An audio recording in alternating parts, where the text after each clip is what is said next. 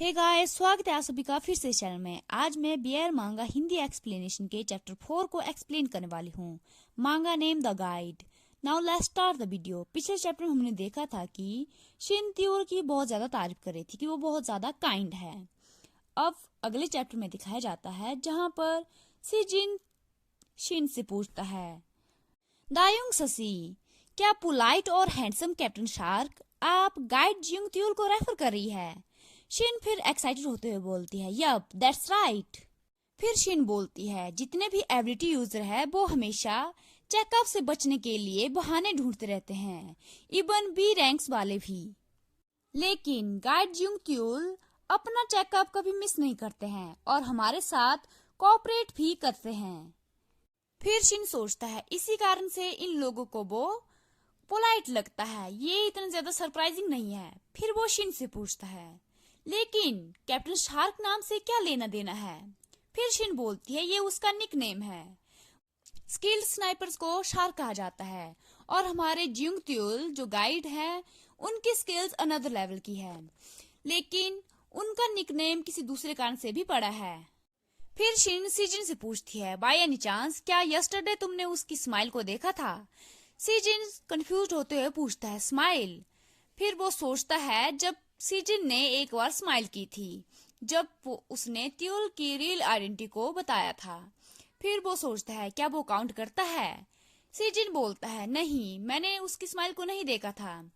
फिर शिन बड़ी स्माइल करते हुए बोलती है, कभी कभी वो एक फ्लैशी फॉर्जन मूवी स्टार की तरह एक बड़ी सी स्माइल करता है इस तरह से, और लोग उसकी स्माइल को शार्क स्माइल कहते हैं, इसी कारण से उसका नाम कैप्टन शार्क पड़ा। फिर सिजिन उस मोमेंट को याद करता है जब त्योर ने उसका हाथ पकड़ा था और उसे गाइडिंग दी थी। फिर वो बोलता है, अब जब मैं याद कर पा रहा हूँ तो मुझे लगता है कि उसे कैप्टन शार्क कहना जायज है। वो डरते हुए ये सब बोल रहा था और सोचता है कि वो बहुत ज्यादा स्कैरी लगता है, डरावना लगता है। फिर शिन सिजिन को बोलती है, यहाँ पर एक और एबिलिटी यूजर है जिसका सिमिलर निकनेम है, वो ए रैंक एस्पर है, क्या तुम उसे जानते हो? फिर शिन सिजिन से कॉफी के लिए पूछते हैं, क्या तुम कॉफी चाहते हो? सिजिन बोलते हैं, हाँ प्लीज। सिजिन बोलता है, क्या वो एस्पर हैम जुनबू है? फिर शिन कप में कॉफी पोर करते हुए बोलती है, यप, हम सभी एग्जामिनर उसे और का बोलते हैं। ये actually kind of code name की तरह स्टार्ट हुआ था, लेकिन पता नहीं कैसे इसके बारे में सभी को पता चल गया और ये उसके लिए एक रियल निकनेम बन गया। उसके बाद शिन उससे पूछता है, आउट ऑफ क्यूरियोसिटी, क्या हैम जुनवू एक डिफिकल्ट पेशेंट है? उसके बाद शिन हाथों में दोनों कॉफी के कप लिए पीछे मुड़ती है और हैरानी से सिजिन से पूछती है, तुम्हें कैसे पता चला इसके बारे में?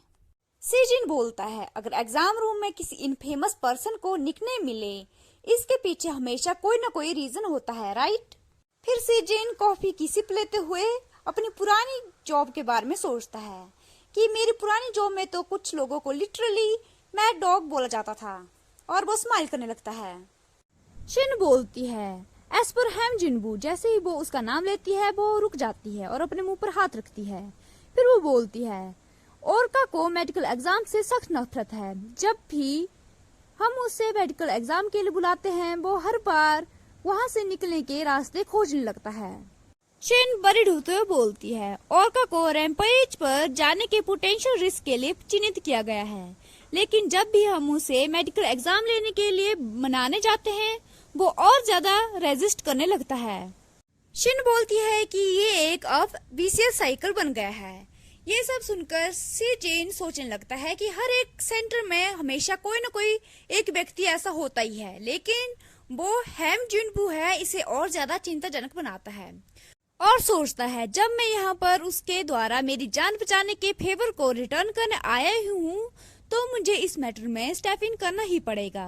और फिर वो अपना कप नीचे रखता है और बोलता है, ऑल राइट, मैं इसके बारे में देखूंगा कि मैं इसके बारे में क्या कर सकता हूँ। फिर शिन सिजिन की ओर डिसबिलीफ के साथ देखती है और बोलती है, वेट, क्या सच में? फिर सिजिन शिन की ओर बड़ी सी स्माइल करते हुए देखता है और बोलता है, इसी कारण से मैं यहाँ पर हूँ, रिमेम्बर। और फिर सीन चेंज हो जाता है।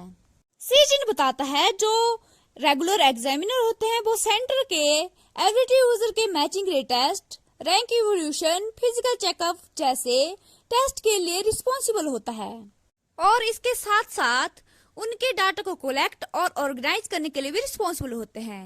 लेकिन जो डायग्नोस्टिक एग्जामिनर होते हैं उनके पास उनसे भी ज्यादा ग्रेटर रिस्पॉन्सिबिलिटी होती है। उनके पास एबिलिटी यूजर की कंडीशन को असेस करने और फोर्सफुली जरूरत पड़ने पर उनकी मिशन को सस्पेंड करने की भी अथॉरिटी होती है। वो काउंसलेशन रिलेटेड गाइडिंग, ट्रेनिंग और बॉन्डिंग पर भी ध्यान रखते हैं। वो उनकी मेडिकेशन को भी एडजस्ट करते हैं। सबसे ज्यादा उनसे एक्सपेक्ट किया जाता है कि उनके पास इनफ मेडिकल नॉलेज होना चाहिए ताकि वो अपने पेशेंट की इंजरी को अच्छे से ट्रीट कर सके। As a result diagnostic examiner को मेडिकल फील्ड में एक न्यू प्रोफेशन के रूप में जाना जाने लगा। इसके बाद सीजन को लैपटॉप पर वर्क करते हुए दिखाया जाता है, जहां पर वो सोचता है कि जो डायग्नोस्टिक एग्जामिनर की को रिस्पॉन्सिबिलिटी है वो ये है कि वो एबिलिटी यूजर की को रैंपेज पर जाने से रोकना, उन्हें स्टेबल बनाना और उनकी रैंक प्रमोशन का ख्याल रखना और साथ ही साथ उनको बॉन्डिंग से रिलेटेड प्रॉपर गाइडेंस प्रदान करना। सबसे पहले मुझे ए रैंक एबिलिटी यूजर के डाटा को चेक करना पड़ेगा। उनमें से एक मेडिकल लीव पर है। अब मुझे सिर्फ 3 पर ही फोकस करना है और फिर उन तीनों को स्क्रीन पर दिखाया जाता है, जो जियोंगत्यूल, हेम जुनबू और एक और ए रैंक एबिलिटी यूजर है जिसका नाम यू सिंगहुआ है, जो एक लड़की है। फिर सीजिन स्क्रीन की ओर देखते हुए सोचता है जो इसमें सेंटर का मेन कंसर्न है वो ये है कि किसी भी ए रैंक एबिलिटी यूजर को एस रैंक तक प्रमोट करना। सीजिन यू शिनहुआ की प्रोफाइल की ओर देखते हुए बोलता है कि ये ऑलरेडी बॉन्डेड है, तो ये ग्रेजुअली ही एज 35 तक अपनी एबिलिटी को डेवलप कर देंगी, सो दे शुड बी फाइन। जो मेन इशू है वो हेम जिनवू और जियोंगत्यूल का है। फिर सीजिन उन दोनों की प्रोफाइल को देखता है और फिर उन दोनों की प्रोफाइल देखते ही चौंक जाता है और बोलता है ये दोनों ए रैंक तक 20 साल की उम्र में ही पहुंच गए हैं। आखिर सरकार ने इन दोनों को कितना ज्यादा पुश किया होगा इसके लिए। अगर इस तरह से चलता रहा तो वो दोनों 3 साल के अंदर ही एस रैंक तक पहुंच जाएंगे। लेकिन जब वो एस रैंक तक पहुंचेंगे तो उनकी एबिलिटी अपने आप ही तेज गति से बढ़ने लगेगी और ऐसा होने पर उनके हायर चांस होंगे रैम्पेज यानी कि अपना आपा खोने के।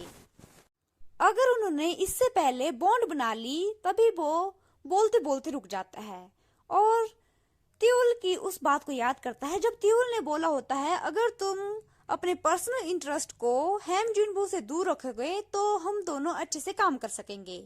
उस बात को याद करते ही वो रुक जाता है और सोचता है कि अगर जियोंगत्यूल ने इस तरह की एक्टिंग इसलिए की थी क्योंकि उसके दिल में हेम जुनवू के लिए कोई फीलिंग है, तो शायद वो एक्चुअली में उसके साथ बॉन्ड बनाने के लिए कंसीडर कर रहा है। वो त्यूल की प्रोफाइल पर टैप करता है और बोलता है मैं सिर्फ उनके हेल्थ को मैनेज करने के लिए चार्ज हूँ, मैं उनके पर्सनल रिलेशनशिप में इंटरफेयर नहीं कर सकता हूँ। उसके बाद वो स्लाइड करते हुए हेम जुनवू की प्रोफाइल पर आता है और बोलता है चलो अब इसके डाटा को चेक करते हैं। जुनवू के रिकॉर्ड्स को चेक करते ही सीजिन सरप्राइज हो जाता है और बोलता है इसने अपने वीकली फुल बॉडी चेकअप को पूरे 4 बार पोस्टपोन किया है। इसका मतलब ये है कि ये पूरा महीना बिना किसी बॉडी चेकअप के रहा है। ये बेसिकली एक टिकिंग बॉम्ब है। इसके अलावा ये इस दौरान टोटल 6 बार मॉन्स्टर के शिकार पर गया है। ये बहुत ही ज्यादा रेकलेस है किसी ए रैंक एबिलिटी यूजर का अपना बॉडी चेकअप स्किप करना। मैं गेस कर सकता हूँ कि इसने अपने मेडिकल चेकअप को क्यों स्किप किया। इसके पीछे रीजन ये है कि इसकी जनरेशन के सभी एबिलिटी यूजर को एक्सपेरिमेंट के लिए सब्जेक्ट बनाया गया था। उस दौरान एबिलिटी यूजर को गवर्नमेंट ने ढूंढा था। उनके डाटा को कलेक्ट और मैनेज करने के लिए उन्होंने एबिलिटी यूजर पर काउंटलेस एक्सपेरिमेंट किए थे। सो ऑफ कोर्स उसे मेडिकल टेस्ट से ट्रॉमा होगा। ये आजकल के एबिलिटी यूजर का एक कॉमन इशू है, लेकिन फिर भी उसे अपने बॉडी का चेकअप कराने की सख्त जरूरत है। फिर सीजिन जियोंगबो को एक मेल भेजता है जिसमें उसने फिजिकल एग्जामिनेशन के लिए रिक्वेस्ट की थी और लोकेशन भी बताई थी कि उसे 4th फ्लोर के एग्जाम रूम में आना है। वो उठकर जाने लगता है और बोलता है कि अब मुझे बस उसके रिस्पॉन्स का वेट करना है। तभी उसका ध्यान लैपटॉप की ओर जाता है। वो चौंक जाता है और देखता है कि उसे डिक्लाइन किया गया था ट्यूनबो के द्वारा उसकी रिक्वेस्ट को। वो उसकी ओर देखता है और बोलता है, इसने इतनी जल्दी मेरी रिक्वेस्ट को रिजेक्ट भी कर दिया। और जिनबू ने रिक्वेस्ट को डिक्लाइन करने का रीजन शारीरिक थकान दिया था। फिर सीजन चेयर पर बैठ जाता है और सोचता है, अगर वो थका हुआ है तो एटलीस्ट मैं उसकी वेव रीडिंग को चेक कर सकता हूँ, जिसमें केवल 5 मिनट लगती है। फिर वो जिनबो को रिक्वेस्ट भेजता है वेव स्टेबिलिटी एग्जाम का, जिसमें रीजन वो बोलता है कि उसमें सिर्फ 5 मिनट लगती है, लेकिन जिनबो उसे भी डिक्लाइन कर देता है और रीजन देता है मेंटल थकान। सीजिन अपने दांतों को रगड़ता है और बोलता है, अब मेंटल थकान। फिर वो अपना सर पकड़ता है और सोचता है, अब ये एक चाइल्ड की तरह टेंट्रम थ्रो कर रहा है। फिर वो खुद को कंट्रोल करते हुए बोलता है, नो, मुझे गुस्सा नहीं करना है। वो यहाँ पर कोई भी एडिटिव यूजर बुरा नहीं है। मैं एक काम, रैशनल और कंपैशनेट डायग्नोस्टिक एग्जामिनर हूँ। और अपने फेस पर स्माइल आते हुए एक और रिक्वेस्ट भेजता है और बोलता है, डोंट गेट मैड। तभी सामने से जिनबो उस रिक्वेस्ट को भी डिक्लाइन कर देता है। ये देखकर सीजिन अपना आपा खो देता है और अपने हाथों को क्लिंच करता है और बोलता है, ओके। फिर वो खड़ा होता है और बोलता है, ठीक है, अब ये एक बार है। उसके बाद वो अपना लेफ्ट कोट को उतारता है, अपने आइडेंटिटी कार्ड को नीचे रख देता है और वहां से जाने लगता है। तभी शिन सामने से आती है और बोलती है, डॉक्टर बीक, तुम कहाँ जा रहे हो? सीजिन शिन से बोलती है, ड्यूंग ससी, क्या आपने एज पर हैम जिनबो को देखा है? शिन बोलते हैं, ओ हाँ, मैंने अभी कुछ देर पहले उसे देखा है। वो लेक के सामने बेंच पर लेटा हुआ है। इतना सुनते ही सीजिन वहां से जाने लगता है। शिन पीछे मुड़ती है और कंफ्यूज्ड होकर सीजिन से पूछती है, तुम कहाँ पर जा रहे हो डॉक्टर बीक? सीजिन बोलता है, मैं ऑर्का का हंट करने जा रहा हूँ, उसका शिकार करने जा रहा हूँ। और फिर दूसरी तरफ ऑर्का यानी कि हैम जिनबू को दिखाया जाता है, जो बेंच पर रिलैक्स्ड होकर आराम कर रहा था। तभी उसके फेस पर किसी की परछाई पड़ती है। वो अपनी आंखें खोलता है और उस पर्सन की ओर घूरते हुए देखने लगता है। सामने वाला पर्सन और कोई नहीं, सीजिन होता है। सीजिन बड़ी सी स्माइल करते हुए जिनवू की ओर देखता है और बोलता है, क्या तुम एज पर हैम जिनवू हो? और हमारा चैप्टर इसी के साथ एंड हो जाता है। आई होप आप सभी को ये वीडियो अच्छी लगी होगी। If you like, please like, share and comment in this video and don't forget to subscribe this channel. Thank you so much. See you in the next video. Have a nice and great day. Bye bye.